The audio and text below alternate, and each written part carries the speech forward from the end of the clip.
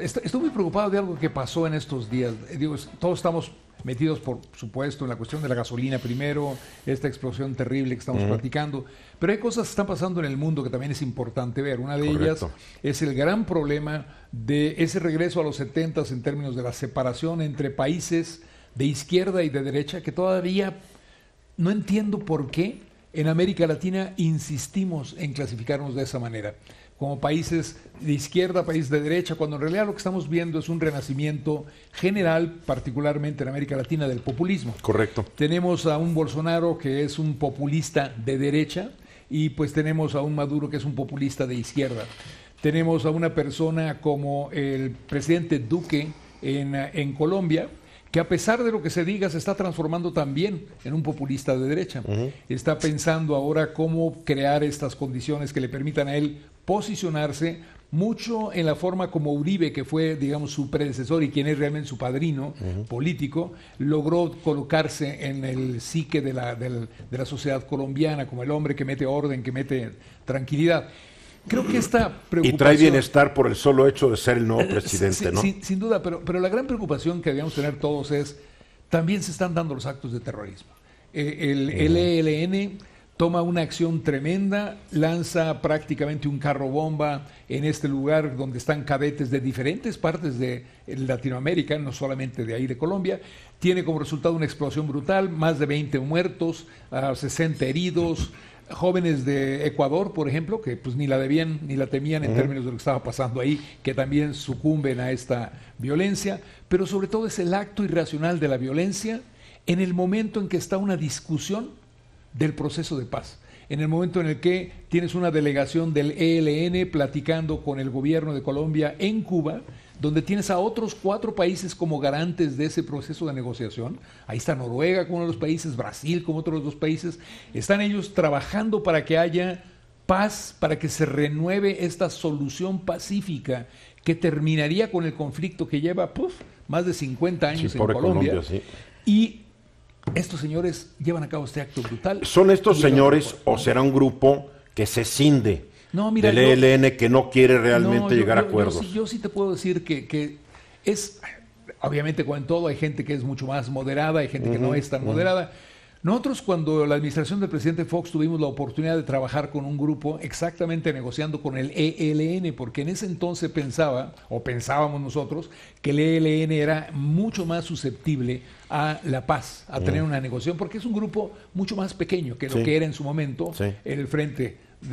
Y entonces en esta relación el presidente Santos, previo a este señor Duque como presidente de Colombia, hace un proceso de negociación, resuelve la situación con las FARC, como se conocen allá, los incorpora a estos de las FARC en el proceso político normal, tradicional, pero hay una gran resistencia de políticos como Uribe, a quien yo conozco bien, que no quiere y no desea que ese sea el proceso a través del cual se restablezca la normalidad en Colombia. Él quiere que haya una derrota total de los grupos terroristas. De los que después de 50 años se ve difícil, ¿no? Pero además, si ya tenías un proceso de negociación, déjalo llevar su curso, déjalo que ocurra y permite que sea una nueva avenida de solución. Llega Duque como presidente, retoma los posicionamientos de Uribe, empieza a castigar a los de la FARC. El resultado de esto es que los grupos reaccionarios de la ELN toman esta posición, digamos, radical otra vez, y los pobres que estaban negociando, no sé si eran pobres pues, pero los que estaban negociando en Habana, en Cuba, ahora están colgados de la brocha, porque en medio de este pleito, ellos que habían sido la comisión designada para negociar la paz, se encuentran siendo víctimas de una petición del presidente Duque a las autoridades de Cuba. Les están solicitando que los entreguen como terroristas. Pero no puede, ¿por qué? Bueno, y este es el gran problema que vas a ver tú. Pero si y tú fueron a negociar, Bueno, mira, hace un momento Tere hablaba de protocolos. Ahí hay un protocolo. Y el protocolo que se establece es, hay 4 países garantes, esos 4 países garantes son los que tendrán que llevar a cabo, por lo tanto, la cancelación del proceso, pero en la cancelación del proceso no se puede entregar a las autoridades de Colombia, a los que son negociadores. Estoy de acuerdo, no se puede. Entonces, si tenemos un protocolo, lo queremos romper. pero no se debe romper. Precisamente para eso se diseñó el protocolo, para que tú pudieras tener esa tranquilidad de negociar, y si no resultaba la negociación, como en este caso evidentemente ya no resultó, pues entonces que los señores regresen a la selva donde van a estar batallando, pero no puede el gobierno de Cuba entregárselo a el gobierno de Colombia. Hasta en países en que se declaran la guerra, bueno, pero después de declararse la guerra, a los nacionales del país enemigo les das chance permite, de que se vayan, no los metes al bote. Ahora tienes un problemón que es peor. Esta visión que ya empezó a ocurrir de izquierda y derecha, que la tomamos en la decisión de Venezuela cuando México decidió no volver a intervenir en el proceso de Maduro, por decir algo, pues hoy se va a radicalizar.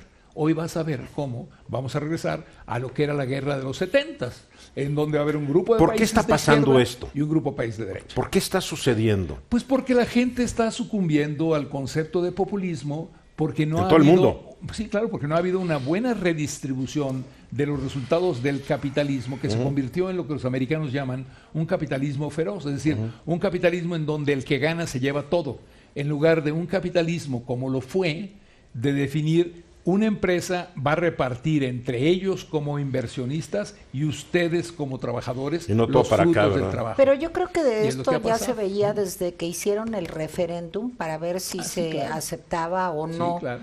Digamos, la en institucionalización de las FARC. Claro. Pues yo creo que ahí ya se veía que las heridas no estaban bien cerradas. Así es. Y creo que es un problema, no sé, pues ustedes, tú sabes mucho más de este tema que yo, pero no necesariamente, Tere, sí, pero lo acepto. No, por supuesto. Es muy amable cuando le conviene, Tere. Sí, así soy educada, me educaron. No, convenenciera. Bueno, pero yo siento que ese problema de Colombia es un problema muy profundo. Sí. Que el pasto está muy seco en Colombia y que cualquier chispita puede hacer que nuevamente vuelva a surgir. Claro. Porque, en fin...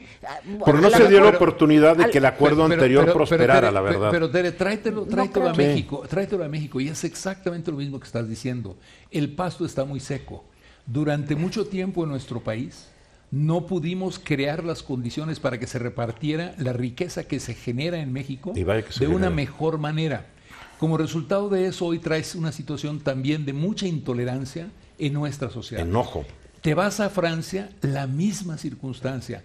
Estás en Estados Unidos y ves lo mismo. Entonces, lo que estamos llegando es una conclusión, creo yo, que es necesitamos encontrar la manera de una mejor distribución para poder aminorar esta tensión social que está enfrentando a mucha gente en todos los países del mundo. Pero hay un general que a nadie lo puede parar, Luis Ernesto, al general hambre. Y hay mucho hambre en este mundo, en este planeta, hay mucho hambre. Y hay que repartir mejor. Hay que repartir mejor. Yo no creo que en Colombia, desde luego que existe el problema, como tú bien dices, pero yo creo que hay un problema social muy profundo a partir de todo el crimen organizado y realmente las redes que echó en la sociedad colombiana. Pero no surge. Entonces eso se me hace que ¿cómo remontas eso? No es por generación espontánea eso que estás diciendo. Sí, claro. Es todo un proceso. Es historia, hay mucha historia atrás de esto. A mí lo que sí me preocupa, porque este problema del populismo, en México hay un gobierno populista, en toda Europa oriental se está llenando de gobiernos populistas. Austria, Polonia, Hungría, Italia pero Italia tiene lo peor, una alianza entre populistas de izquierda y populistas de derecha. Claro. Es como un cóctel mortífero, ¿no? Y los ves metiéndose y no respetando acuerdos ni fronteras, ni criticando a Macron. O sea, y México está ahí, y sí me preocupa, y como tú lo dices, es consecuencia de que falló el esquema económico.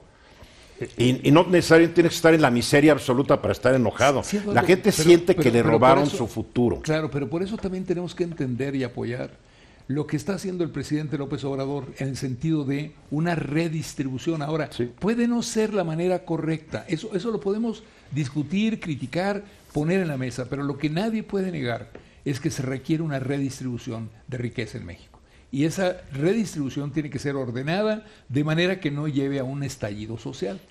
Estamos evitando un estallido social si hacemos la buena redistribución, pero vamos a provocar muchas más tensiones si lo que hacemos es polarización de clases sociales. Hay que evitar eso al mismo tiempo que empujas esa redistribución. Y muchos de nosotros tenemos que entender eso.